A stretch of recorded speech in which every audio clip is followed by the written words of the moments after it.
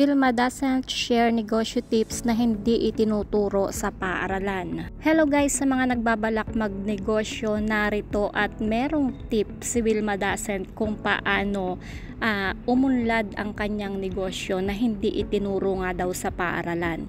Hindi biro ang mga pinagdaanan ni Vilma doesn't at ng kanyang pamilya upang maitawid ang kanilang 5-star karinderya na Chicks ni Otit.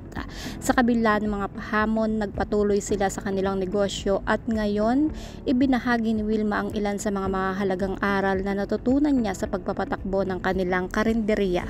Mga aral na bihirang ituro daw sa loob ng silid-aralan. Sa eksklusibong panayam, inamin ni Vilma na hindi madaling pamahalaan ang isang negosyo, lalo na't maraming mga customer na may mataas na inaasahan.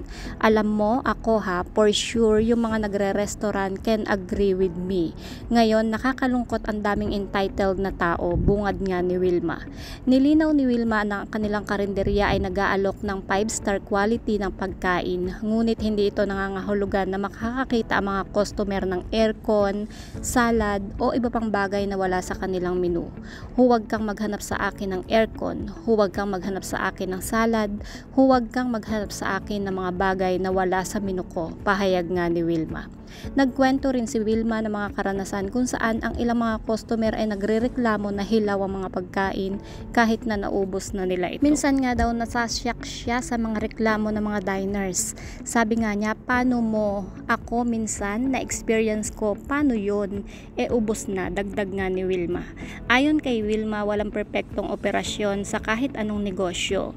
Walang perfect na operation, yung daily operation walang perpekto. Kahit na sinong pinakamalaking kumpanya yan, walang perpekto na operation natin. About naman daw sa staffing issues, hindi rin exempted si Vilma sa mga manpower issues. Pagpapatuloy niya, like for example, yung mga tauhan ko nung nagbukas kami ng Tagaytay, dumating sa punto na yung mga tauhan ko na mga taga-Tagaytay, mga taga-Upland, lahat sila sabay-sabay hindi sila pumasok. Paano ang operations mo? Bakit hindi pumasok? Trip lang nila, don't worry, pinagtripan ko sila. Tinerminate ko sila. Ilan? Sabi nga, madami, sabay-sabay hindi pumasok. Oo, they abandoned my operation, pero nagbukas pa raw sila ng kanilang karinderya nga. Sabi nga niya, don't worry, magaling kami. Remember, I have 4 children, me and my husband. Akyat lang kami, let's go children, kaya natin to. Then, tatakbo kami. Si Vilma at ang mister niyang si Jeric pa rin ay may 4 na anak, sina Asiana, Harley, Esteblana at Ariaon. Sa kasalukuyan nga ay may mahigit 80 tauhan na sina Vilma doesn't at Jeric sa 2 branches ng Chicks ni Otit sa Tagaytay at Cavite. Sa General Trias nasa 24, so yung the rest nasa Tagaytay na lahat kasi sa Tagaytay may 3 shift ako. Morning, mid-shift, saka closing. No discrimination at Chicks ni Otit.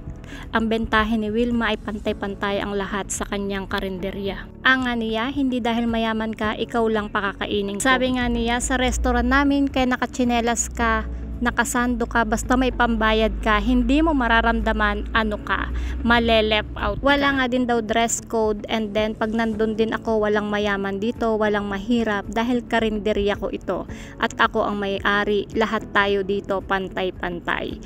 Everybody happy, ang nakangiting sambit pa nga ni Vilma. Allowed din ang pets sa Chicks ni Otit. Of course, kasi I have dogs also. Huwag namang giraffe ha, kasi baka hindi kasya yung liig doon sa bubong ko. At humagalpak ng tawa nga si Vilma. About naman sa rented spaces for business, aminado naman si Vilma na hindi nila pagmamayari ang lupang kinatatayuan ng Chicks ni Otit. Nagre-rent nga daw siya, mabait nga daw ang Diyos sa kanya. I always get the pinakamagandang spot even in Tagaytay. And then yung mga landlord ko, mababait din sila kasi they know na pag ako ang nagtatayo ng business, ang i-hire ko din is someone that can I help also. Narito naman yung tips niya for food business entrepreneurs. Tip number 1, lagi ko sinasabi, dapat yung puso mo, yung isip mo, yung oras mo. Dapat may tiwala ka sa supplier mo at higit sa lahat, dapat tinututukan mo ang sarili mong negosyo. Huwag mong ipaubaya dahil kumikita ka, ipapaubaya mo sa iba. No. Always remember that's your business, that's your money. At ikaw ang nagtayo niyan. You have to take good care of it. Sa sobrang hands-on ni Wilma ay nag-live siya sa GMA drama series na Abot Kamay na Pangarap noong binubuksan pa lamang nila ang chicks ni Otit. Yes, para magbukas ako ng Tagaytay. Oo, nagpaalam ako. 2.5 months. Hindi siya natakot na baka patayin ang karakter niya sa show sa tagal na wala siya bilang si Josa. Hindi kasi kaibigan ko si Lynette ang tumatawang pagtukoy ni Wilma sa karakter ni Carmina Villaruel sa show. So, walang kausap si Lynette, tigilan nyo ako, hahaha. Out naman daw sa pagbabalance ng showbiz and resto, pinagsasabay ni Wilma ang taping ng Abot Kamay at ang pagmamanage sa chicks ni Otit. Kapag may taping siya, paano nga daw siya pumupunta sa restaurant? Basta pag wala akong taping, I can make sure na magbibisita ako ng branch. So pag weekdays, Wednesday, nasa General Trias ako. Weekend, Sabado, Linggo kasi may maraming pumupunta sa Tagaytay at maraming nag-e-expect sa akin. That's why nag-i-stay ako doon para madali kasi siyang puntahan. Pag nagkataon ba na kinakabahan sila kapag nag-aalburuto ang Taal Volcano sa Tagaytay, nagdadasal nga daw siya and have faith also. Yung negosyo pinagdarasal yan, ipinagtitirik ng kandila nga daw yan.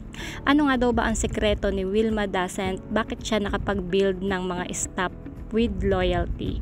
Mayroon naman secret to success si Wilma. Aniya, feeling ko iyon yung nakakadagdag ng swerte sa akin Yung mga tao na feeling mo less yung opportunity nila to work, hire them kasi alam mo kung bakit.